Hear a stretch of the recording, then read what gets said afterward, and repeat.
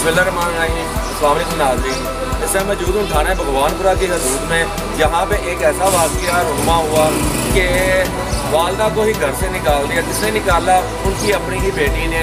और उनके जो दामाद हैं जिनको उन्होंने सर छुपाने के लिए अपनी एक छत दी कि किरायों से बचें और मेरी बेटी को खुशी और गमी में मेरा साथ दें।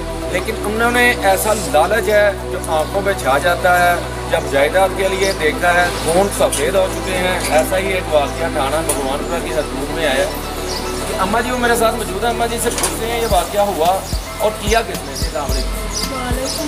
बेटा ये मेरी बेटी है, जवाई और मेरी दोनों बेटियाँ। मकान का कागज लिखा हुआ है। जब मांगती हूँ लड़ाई झगड़ा मार कूट। हाँ मेरा मोहल्लेदार इस चीज़ की गवाह है।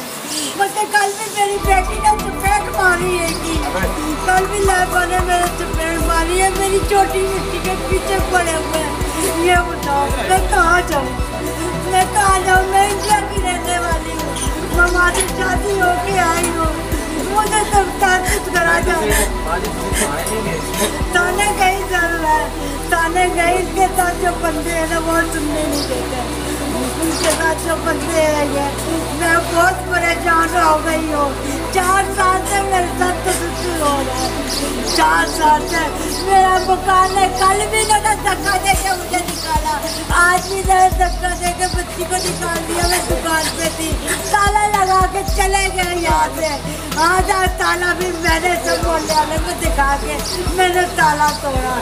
हाँ उस पे आगे गाली गुस्सा निकाल रही है। गालियाँ कौन निकालता? बेटियाँ निकालती हैं। हाँ जवाई ने मुझे मारा भी साथ से 2 साल पहले। बेटियों ने यहाँ पर मारा था मुझे, अंदर ले जाके बंद करके फिर मुझे मारा था। जब होता है जब यही होता है, जब होता है। और मतलब से मुझे इंसाफ चाहिए। मुझे बता दे मैं कहाँ जाऊँ। मेरे ससुराल वालों के साथ भी जाती करते, वो भी नहीं मेरे पास आते। वो भी नहीं आते कि तूने इन्हें रखा था, आपकी बात होती है। मुझे बता दो। मुझे हुकूमत से भी सरकार मुझे चाहिए, इंसाफ चाहिए मुझे इंसाफ चाहिए। ये वो वालदा है जिन्होंने अपने ही बच्चों को अपने हाथों से इस घर में रखा। बेटियां, एक दामाद को जब घर में रखा से एक बेटा बना के रखा जाता है। बेटे का आगे से क्या रवैया? ये अम्मा जी की ज़बानी है। मेरे साथ महल्लेदार भी मौजूद है, इनसे जान लें ये वाक़या कैसे हुआ। जी सर, ये वाक़या महल्लेदार ने नोटिस दिया सारा कुछ नोटिस में देखेगा। सुबह बड़ी करवाई है लेकिन उन्होंने झगड़ा मुकदा ही नहीं।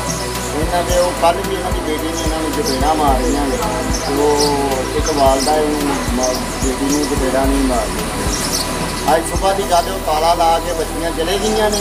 तो बाहर 2 जनियाँ खड़ियाँ। इन्होंने आख्या हूँ असं कि पास अम्मा जी नाम ही मकान अम्मा जी उन्होंने फिर ताला इन्होंने कहा मैं ताला चलो अंदर जाओ।